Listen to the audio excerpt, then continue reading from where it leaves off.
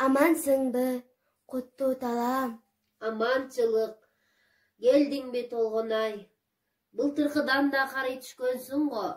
Чачың куудай, колуңда таяк. Ооба, өмүр өтүп бара жатпайбы, Жерене? Былтыркыдан дагы бир жыл өттү. Бүгүн менин сыйынуучу күнүм.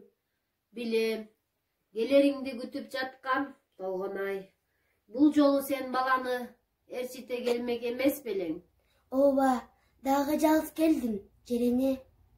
Демек сен ага эч нерсе айткан эмес экенсиң да, Толгонай. Ооба, эчтеке айта алган жокмун. Акыры бир күнү угат да, өзү деле наркы беркин түшүнүп калды. Бирок мага баягы бала бойдон эле сезилет. Бүгүн менин сыйынуучу күнүм. Бүгүн Субанкулдук, Касымды, Масалбекти, Жайнакты, Алиманды эстей турган күнүм. Мен аларды өлгөнчө эсимден чыгарбайм. Жамбылы чоңойсо түшүндүрүп айтам.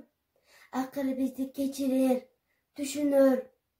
Бирок жер үстүндө адам баласына айта турган сөзүм бар. Ал сөзүмдү ар бир адамга кантип жеткирем? Эй асмандагы жаркыраган күн, жер кыдырып сен айткың. Эй асмандагы көчкөн булуттар, нөшөрлөгөн тамчыларың менен сен айткың. О кутман жер, бүткүл дүйнө жүзүндөгү адам баласын багып жаткан жер, сен айткың.